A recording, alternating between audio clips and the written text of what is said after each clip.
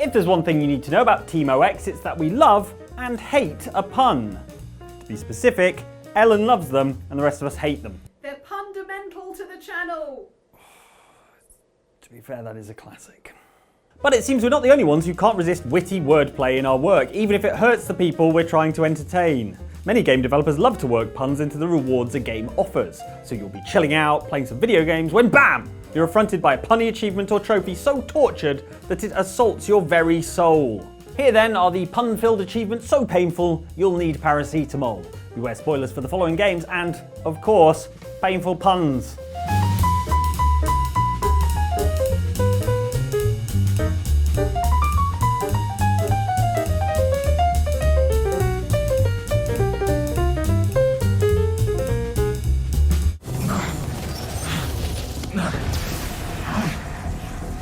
Fight it, Martin! You can walk away! No! Osborn must suffer! Spider-Man is most famous for two things, his thwips and his quips.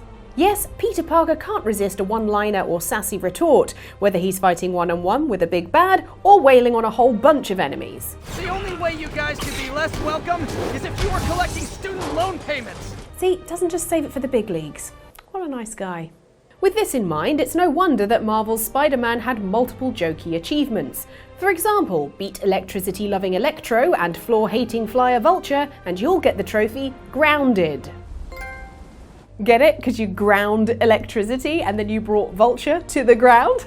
You get it. You get it. But our favourite is when you defeat Martin Lee. See, you quickly discover that this friendly businessman who seemingly just wants to help the homeless is also a supervillain. Why are you doing this? Paying off an old debt. With his ability to use negative energy as a weapon, and his whole aesthetic of looking like the negative of a photograph, his supervillain name is, you guessed it, Mr. Negative. So when you, as Spidey, finally face and defeat Lee, you're awarded with the trophy Staying Positive. Get it? Staying positive? Because he's negative and you stopped him? Yeah, I think they get it. All right, now I need you to be on your best behavior. Yes, ma'am. No, I'm serious. The police, they have patrols everywhere, and we don't need to arouse any suspicions. You got it. Uncharted fans will know that Nate appreciates a good play on words. Well. It's cute. What? Because it's a well, shall we? I'm with you, Elena. The jokes, sadly, don't end there and can be found hidden in the trophy list like a lost treasure that Nate is inevitably going to steal. In the 10th chapter of Uncharted 3, you'll find yourself face to face with the bad, besuited individuals who have been hunting you down all game. This time, they're ready for a fist fight.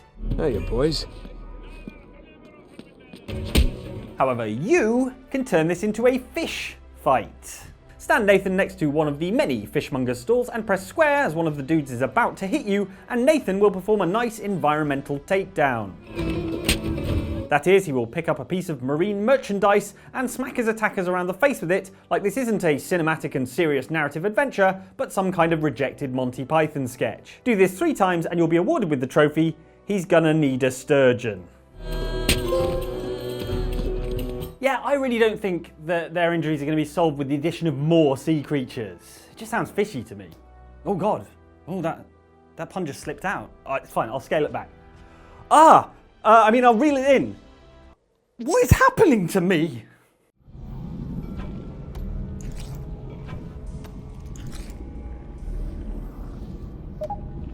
Oh, thank God.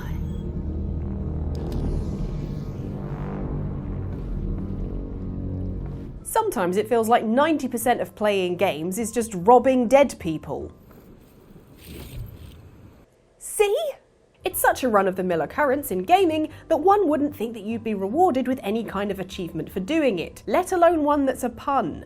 But you, my friend, clearly don't work at Half-Life developer Valve. Truth be told, there are probably more pun achievements than there are headcrabs in the Half-Life games, but one in Half-Life Alyx really takes the biscuit, or more accurately, the ammo.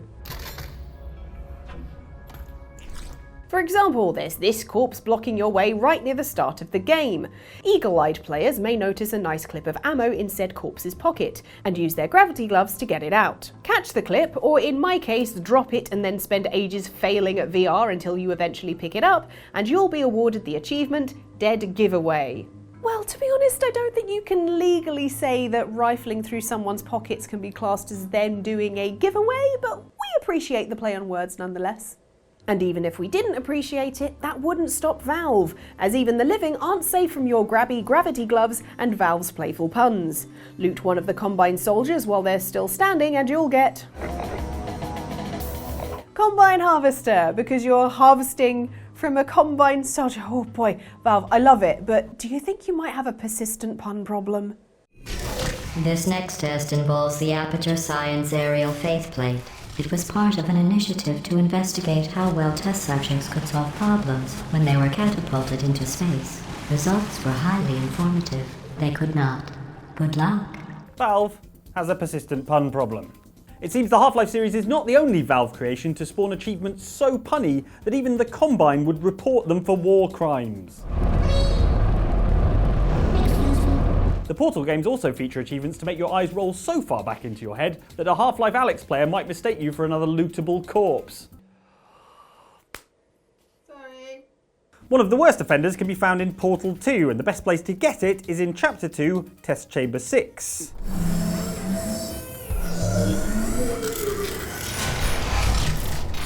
Here you can find aerial faith plates that launch you and other objects rather satisfyingly into the air.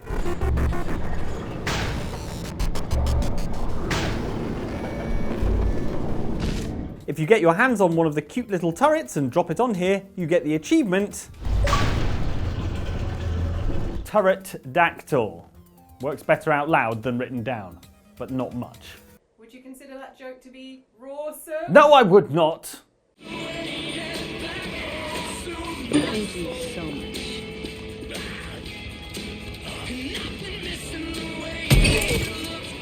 You wouldn't think that zombie-filled Days Gone would be packed full of jokes, what with the apocalypse happening and all.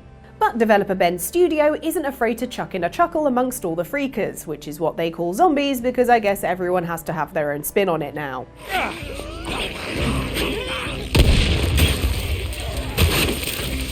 One such chuckle can be found in the Challenge Mode DLC, a DLC which adds, well, a challenge mode. Hey, if it ain't broke, don't fix it, because you're going to need the scrap to fix your bike. In this DLC, you can complete various challenges, such as surviving a freaker horde, zooming around the landscape on your bike, and even picking up survivors in a post-apocalyptic version of Crazy Taxi.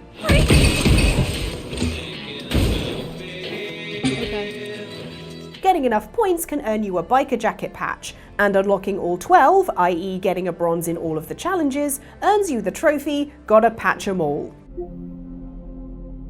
Which is of course a hilarious play on words reference to the Pokemon tagline, Gotta Catch 'em All. Or it could be a reference to a RuneScape achievement of the same name that requires you to have something planted and living in every farming patch. I think it's more likely the Pokemon one, but hey, if anyone at Ben Studios has a full rune-trimmed armor set, hit me up! Please, I really need it, I lost my other one. What's Claude doing in Manhattan? The rest of the Avengers need to work out why Kang's brought us here. Luckily, we've got help. Hey, this is quite a gathering. Yeah, I should have brought my new mixtape. The LEGO games are full of puns, full stop, let alone in their achievement and trophy lists. For example, the first level of LEGO Marvel Superheroes, where Sandman has taken over Grand Central Station, is called, you guessed it, Sand Central Station. Now that's criminal. I know, Tony! And that's coming from an arms dealer.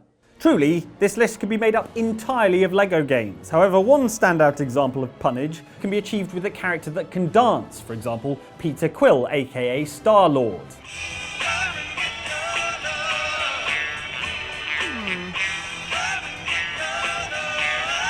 Turn on his mixtape, sidle up to some LEGO NPCs and get at least 5 of them boogieing along to his tunes, and you'll get the achievement. Yes, Dancing in the Moon Night. This is of course in reference to the song Dancing in the Moonlight, famously covered in the year 2000 by UK band Toploader, as well as a reference to multi-personality Marvel anti-hero Moon Knight. Look, it's very on the nose, but these jokes are my Achilles heel. Ellen, is this a reference to another Toploader song? Achilles is in the Marvel Universe too, but yes, it was. How the f*** do you know 2 Toploader songs? Can I go now? No, you have to do the outro at the end. Ugh, fine. Welcome to Xerkes, your newly intradimensional gastropub and battleplex. I will take your coat and also all your weapons. Think I'd be used to that by now. Thanks for coming to Xerkes, where we slaughter with a smile. Ratchet & Clank Rift Apart doesn't seem like a game that would be full of puns. Ellen, its title is literally a pun.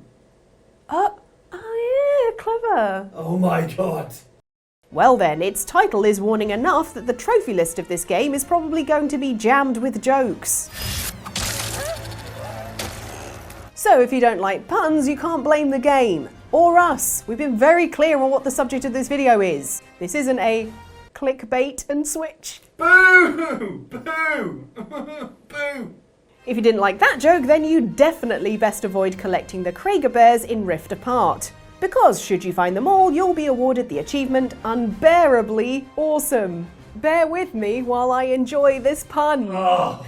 It really gives you pause for thought. Please stop. Seems Mike and I's opinions are polar opposite. Right, come on, you... It's really a sign of the times!